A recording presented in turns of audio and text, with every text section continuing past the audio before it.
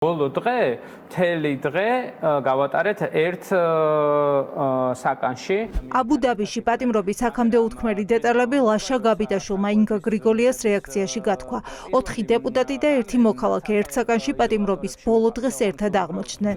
პატიმარ დეპუტატებს ირაკლი ზარქუას, გოჩაენუქიძეს, ვიქტორ სანიკიძესა და გელა სამხარაულს არ სიამოვნებდათ იმის მოსმენა, რასაც რეჟიმის სისასტიკით შეწუხებული მოქალაქისგან ისმენდნენ. Ჩვეულებრივად ამ შეკითხვას ვეუბნებოდი, რომ ჩემთვის მთავარი არის ქვეყანაში ინსტიტუტები, რომელმაც უნდა იმუშაოს და ჩემთვის პოლიტიკური პარტიები ვინ იქნება სათავეში, ამის შემდეგ კარგავს აცრს. ზარქოს უნდა რომ იქ არ გველაპარაკა.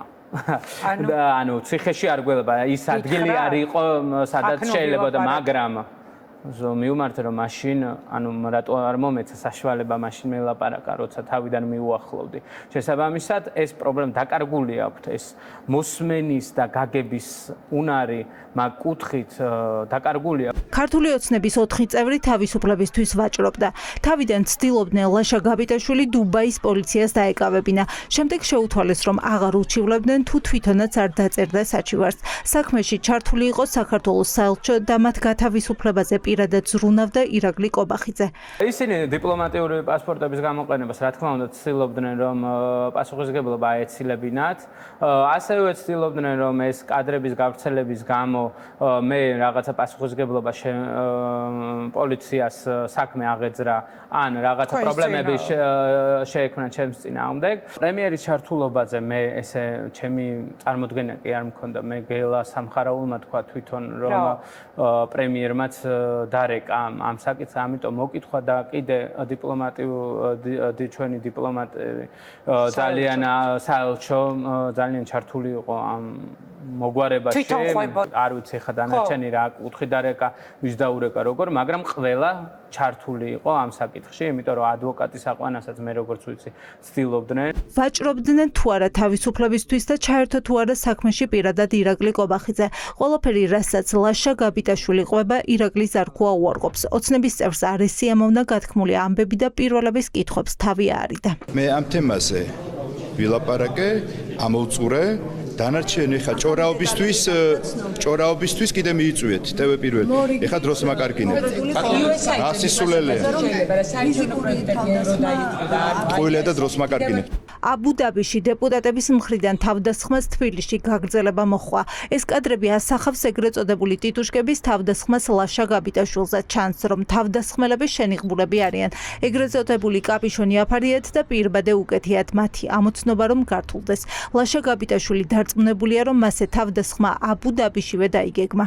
ცემაზე დავალება მე მგონი აბუ-დაბის შემდეგ გაცემული იყო. საკითხი იდგა მე როდის დავბრუნდებოდი რომ ეს სწრაფად დაორგანიზებული იყო. შეეხება პარალელის გავლებას აქაურ ტიტუშკებს შორის და აბუ-დაბიში იმ როლს რაც დეპუტატებმა მოირგეს. ის ერთ-ერთში იმეორებს იმ ქცევას რაც თბილისში მოხდა. უბრალოდ იქ არ ქონდათ ნიღბები, იქ ჩაწერა, თავდასხმის ჩაწერა თვითონ განახორციელეს. თბილისში როცა მოხდა თავდასხმა, ერთ-ერთი თავდასხმელი ცდილობდა გადაეღო ეს კადრი. არ ვიცი მე ეს ვისთან მიდის, ალბათ ეს რაღაც რეპორტივით აღიქმება რომ ჩაბარებულია და შეიძლება ბონუსით ესე გაიცემა.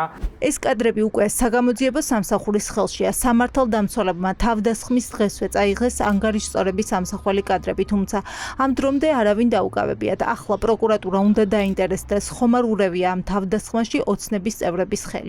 ზურგიდან დაესხა 3 ადამიანი თავს დააგდეს დაბლა ურტყეს მე შიგნით შემოვარდა თვითონვე ჩვენც შემოვყევით და ისინიც შემოყვნენ მე აქ დააგდეს და იმას აქნეს რა ქვია ანუ აქაც ურტყავდნენ და გაიქცნენ ცოტა ხანში გაიქცნენ სადღაც საათნახევრის შემდეგ მოვიდა პოლიცია წაიღეს მთლიანი მოწყობილობა ანუ კამერების ჩანაწერი წაიღეს და ჯერ არ დაუბრუნებიათ გამოკითხავს თუ არა ქართული ოცნების წევრებს პროკურატურა.